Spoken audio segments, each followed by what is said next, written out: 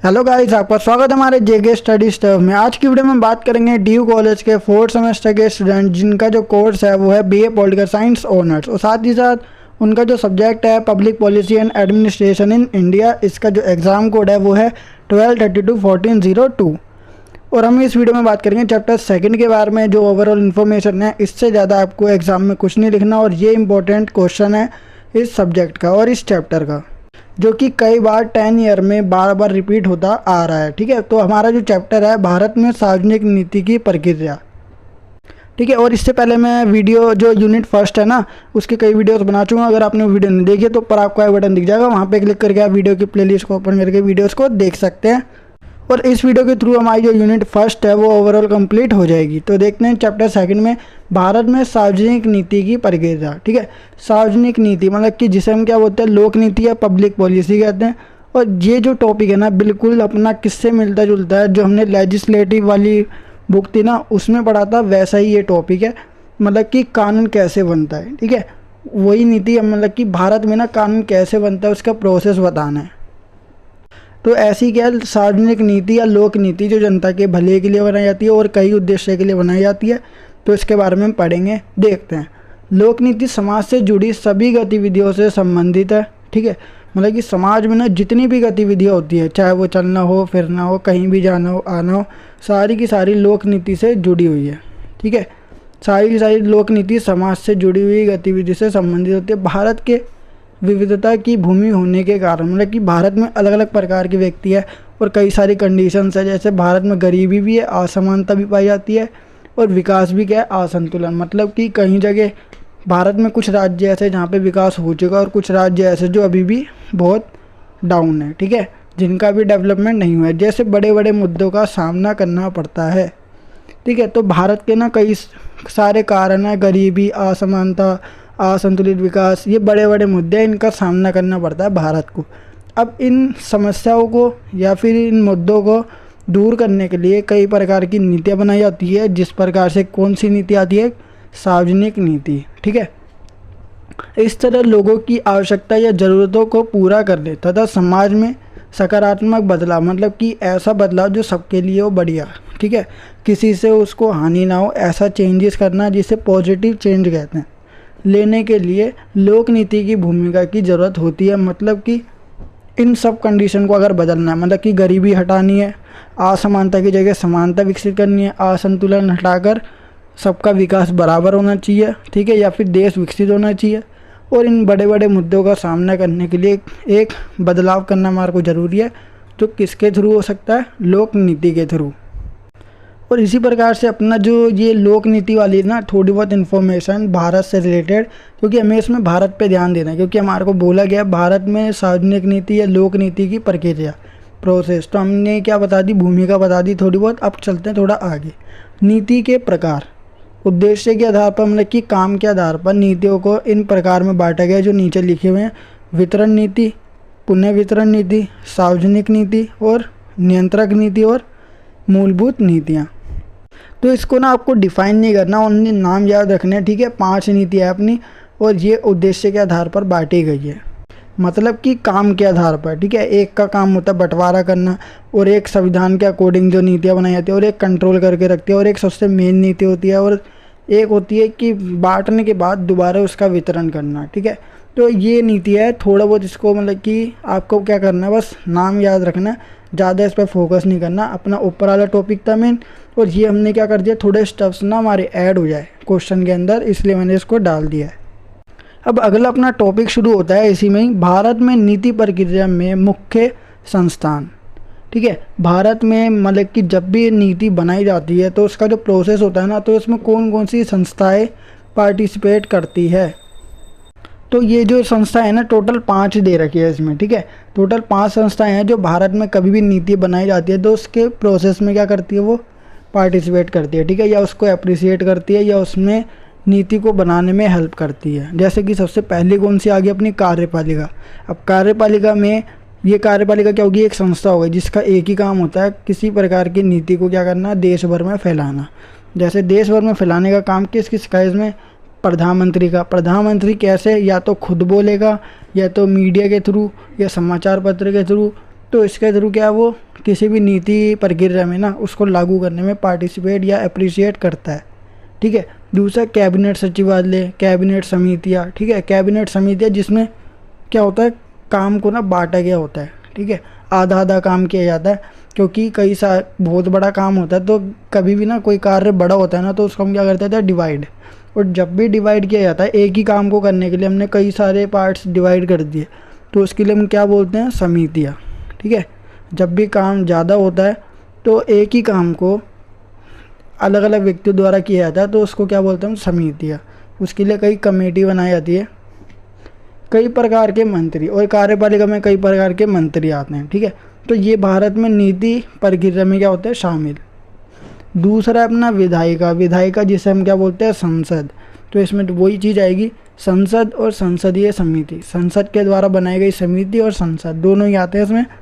और इनका काम क्या होता है, कोई भी नीति होती है ना, उसको क्या करना, एक तरीके से बनाना या नीति का गठन करना। इसके बारे में हम ना अभी जो डिस्क्रिमिनेशन है ना, सॉरी मतलब कि डिस्क्राइब जो है ना, इसको मैं अभी नीचे करूँगा। ठीक है।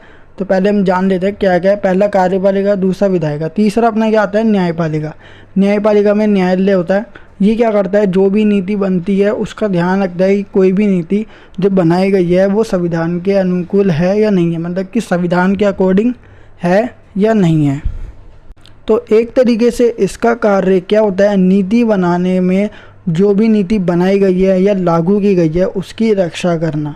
और अगर वो नीति किसी भी व्यक्ति के लिए हानिकारक है या फिर वो किसी व्यक्ति को उससे हानि पहुंचती है, तो उस नीति में थोड़ा बहुत बदलाव करवाने का जिम्मा किसको दिया जाता है, न्यायालय को। ठीक है। और चौथी बात आती है अपनी एजेंसियाँ। एजेंसियाँ जैसे क्या होता है, नौकरशाही और नीति आयोग। नौकरशाही में वो व्यक्ति शामिल होते हैं जो क्या करते हैं, गवर्नमेंट जॉब करते हैं। ठीक है। ये भी किसके अंतर्गत आते हैं, कार्यपालिका के अंतर्गत आते हैं। कार्यपालिका दो प्रकार की होती है, एक स्थायी और एक अस्थायी। अस्थायी के अंदर मंत्री आते हैं और स्थायी के अंदर जो परमानेंट जॉब करते हैं, जिसे क्या बोलते हैं, नौकरशाही। ठीक है। और दूसरा अपना है नीति आयोग। पहले ये नीति आयोग नहीं था, पहले हम इसे वो योजना आयोग कहते थे, लेकिन अब क्या कर दिया गया है, इसे बदल दिया गया है। अब इसे बोला जाता है नीति आयोग। ठीक है। नीति से रिलेटेड सारे फंक्शन वगैरह को संभालने का काम इसका होता है, नीति आयोग का। जैसे चुनाव आयोग होता है, वो चुनाव से रिलेटेड सारे के सारे कार्यों के देख रेख या जांच वगैरह करता है। ऐसी नीति से रिलेटेड जो भी जांच या उसकी देख रेख या उसको बनाना, लागू करना, ये सब देखने का कार्य किसका होता है, नीति आयोग का। और इसी के अंडर में कार्यपालिका, विधायिका, न्यायपालिका, एजेंसियाँ, ये सारे के सारे क्या करते हैं, काम करते हैं। ठीक है। न्यायपालिका को छोड़कर, क्योंकि न्यायपालिका क्या है, सबसे स्वतंत्र है। अगर उस पर किसी भी प्रकार का लोड होगा या दबाव होगा तो वो अपना कार्य या अपना जो फैसला है वो ठीक प्रकार से नहीं सुना पाएगी। और अगर वो ठीक प्रकार से नहीं सुना पाएगी तो जनता को क्या होगी, हानि। क्योंकि जनता को सुरक्षित रखने का कार्य न्यायपालिका का होता है। अब अपना 5th पॉइंट आता है नागरिक समाज। इसमें क्या होता है, हित समूह, मतलब कि ऐसा ग्रुप जो भले के लिए हो। दबाव समूह जो प्रेशर वाला समूह होता है। वो गैर सरकारी संगठन, मतलब कि एक तरीके से हम बोल सकते हैं जो सरकारी ग्रुप नहीं है, मतलब कि प्राइवेट है। और मीडिया, जन आंदोलन इसके अंदर शामिल होते हैं और ये नीति प्रक्रिया में भी शामिल होते हैं। ठीक है।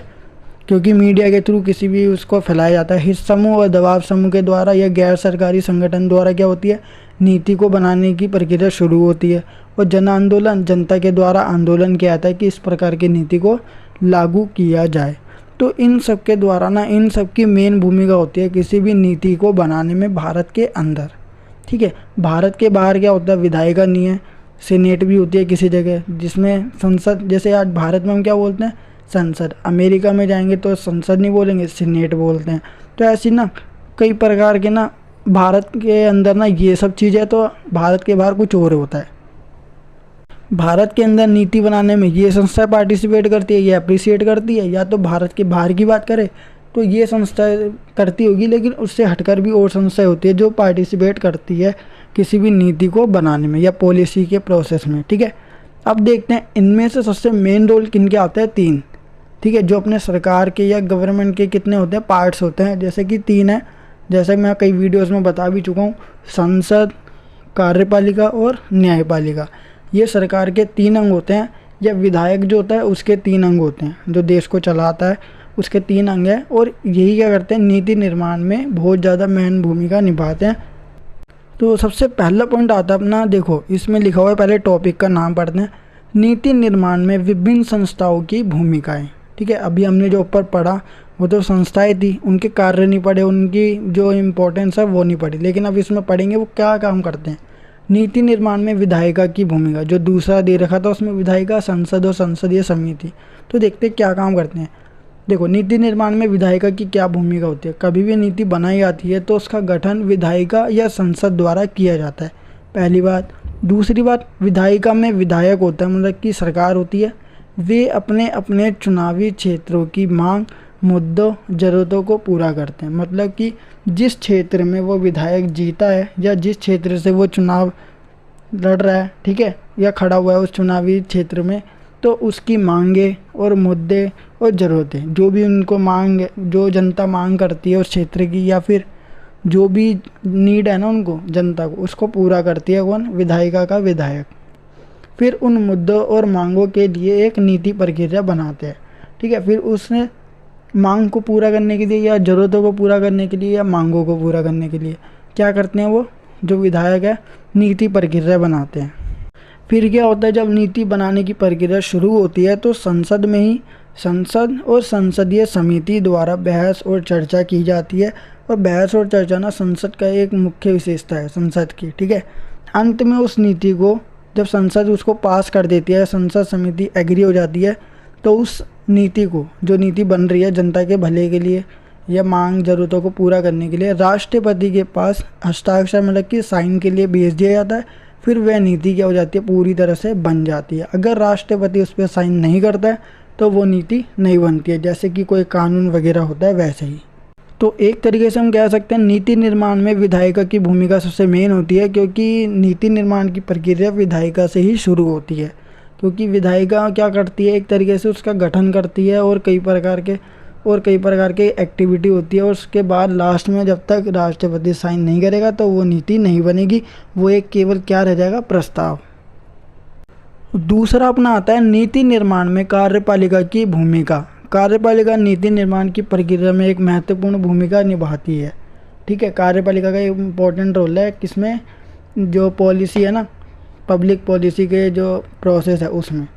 दूसरी बात, संसद द्वारा नीति के गठन के बाद संसद क्या करती है, नीति का निर्माण, उसके बाद कार्यपालिका के सदस्यों द्वारा उस नीति को लागू कर दिया जाता है। कार्यपालिका में कौन लागू करता है, मंत्री।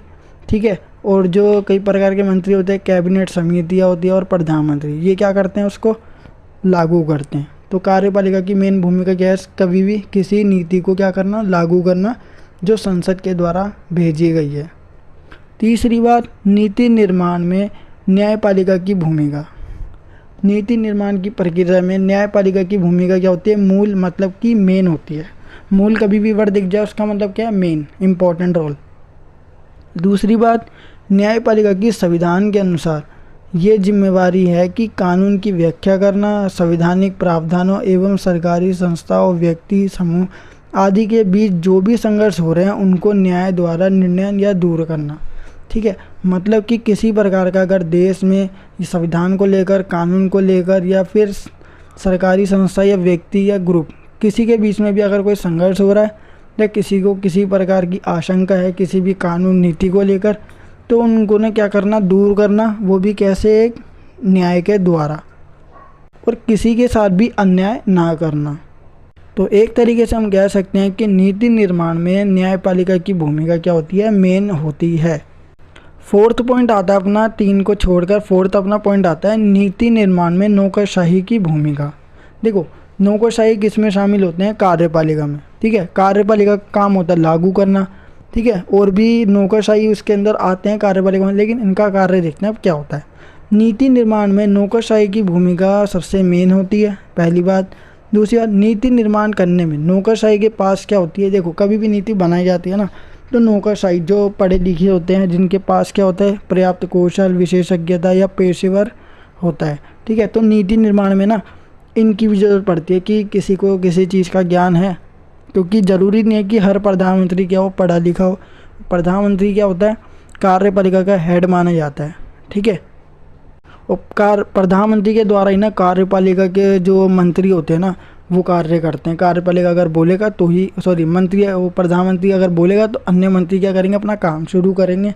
और प्रधानमंत्री की आज्ञा का पालन सब मंत्री करते हैं। तो ऐसी ना नौकरशाही है। नौकरशाही में क्या होता है, सारे के सारे व्यक्ति पढ़े लिखे होते हैं, लेकिन जो अपनी कार्यपालिका है ना, कार्यपालिका में जो मंत्री होते हैं जिसे हम क्या बोलते हैं, अस्थायी कार्यपालिका या राजनीतिक कार्यपालिका, ये ज़रूरी नहीं है कि पढ़े लिखे हो, लेकिन नौकरशाही पढ़े लिखे होते हैं। तो इनको ना ज्ञान होता है कि नीति का निर्माण किया जाए तो देश में कैसे किया जाए, और लागू करने का काम इनके द्वारा भी होता है। ठीक है।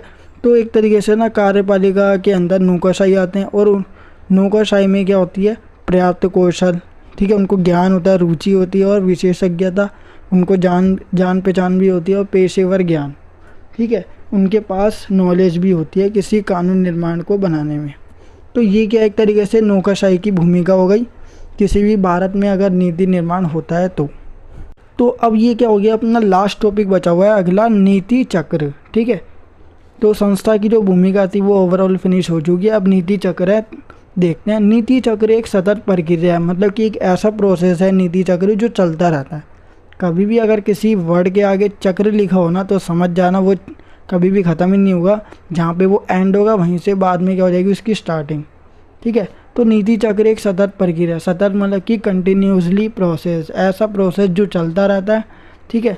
इसमें पिछले निर्णयों के लिए भविष्य के निर्णयों का एजेंडा डिसाइड किया जाता है, मतलब कि पिछले निर्णय जो भी लिए गए हैं उसका जो है ना भविष्य के निर्णयों का एजेंडा, मतलब कि एक तरीके से मोटिव तैयार किया जाता है। ठीक है। इसमें ज़्यादा नहीं है। अगला देखते हैं सामान्य नीति चक्र।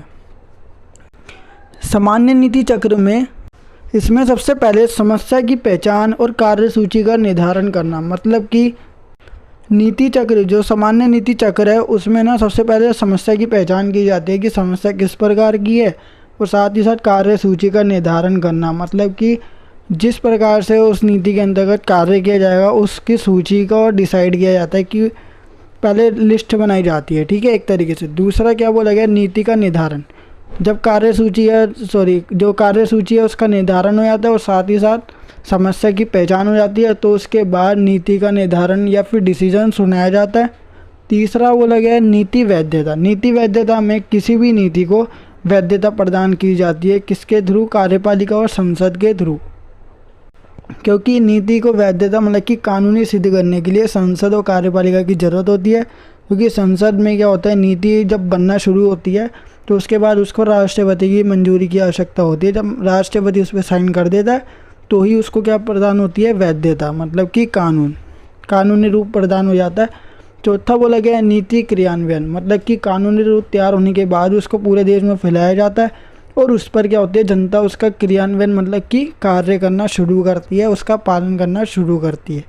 पांचवा नीति का मूल्यांकन, मतलब पूरे देश में लागू होने के बाद और जनता ने उसको फॉलो किया या नहीं किया, जनता पर उसका क्या प्रभाव पड़ा, तो ये नीति मूल्यांकन है। एक तरीके से नीति जो पॉलिसी बनाई गई है उसका रिजल्ट। इस समाप्ति चक्र का पालन, रखरखाव, उत्तराधिकारी।